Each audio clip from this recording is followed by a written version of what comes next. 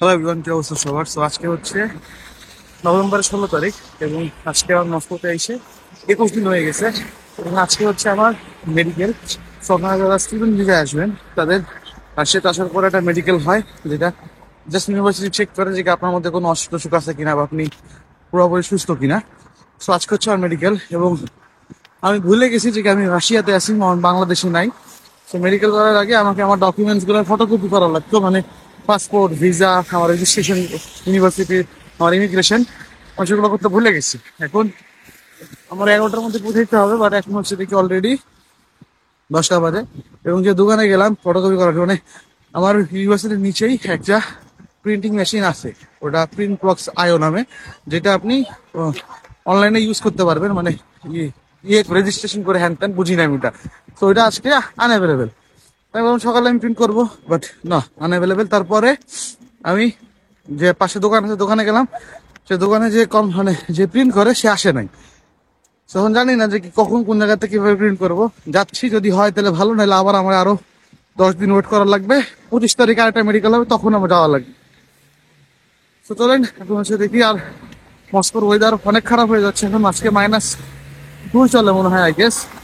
আর কালকে বরফ পড়ছে, তো সব জায়গায় পানি এসে করতেছে এবং প্রচন্ড ঠান্ডা। তো যাই হোক, যাওয়া যাক, দেখা যাক। এর মধ্যে যদি প্রিন্ট করতে পারি তাহলে ভালো, নাহলে তো ঝামেলা।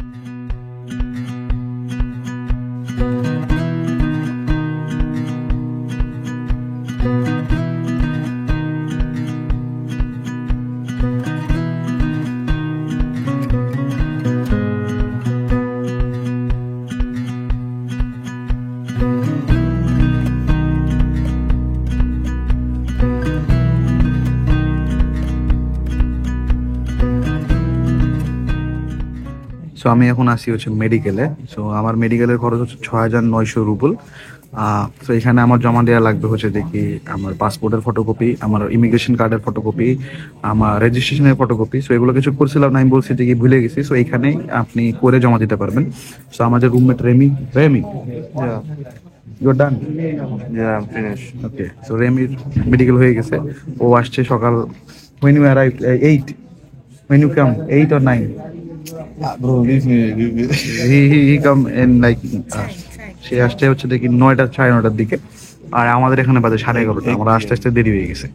তো যাই হোক, সো মেডিকেলে হচ্ছে দেখি আপনার ব্লাড নেবে, ইউরিন নিবে, আর হচ্ছে দেখি এক্স রে করবে।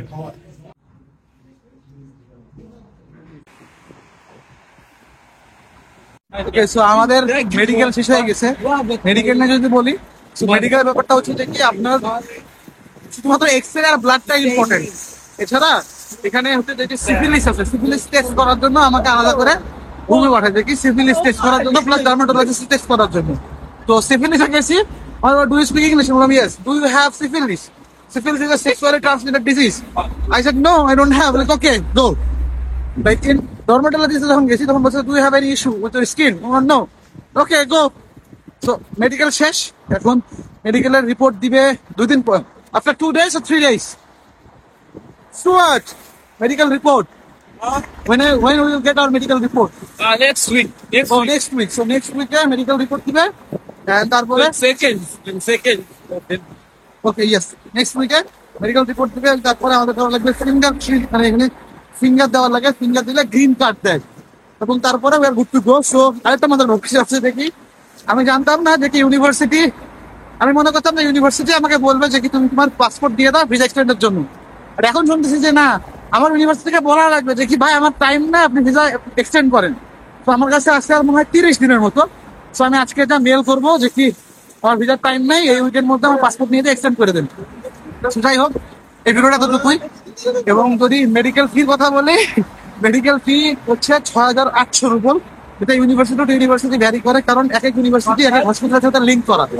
যাই হোক, এই ভিডিওটা এতটুকুই। এবং আরেকটা জিনিস সেটা হচ্ছে যে কি অনেকেই ট্রান্সলেশন নিয়ে অনেকে আমার সাথে অনেকগুলো জ্ঞান করছেন যে কিনা দেশ থেকে ট্রান্সলেশন করলেও হয় হ্যান ত্যান। বাট ভাই, তোমরা মেডিকেল করতে আসবেন, ওখানে মেনশন দেওয়া থাকে নটারাইজ ট্রান্সলেশন অফ ইউর ডকুমেন্ট, এবং ওই ট্রান্সলেশনের সবকটা পেজ তারা স্ক্যান করে। বেসিক্যালি আপনার পাসপোর্টের সবকটা পেজ তারা স্ক্যান করে।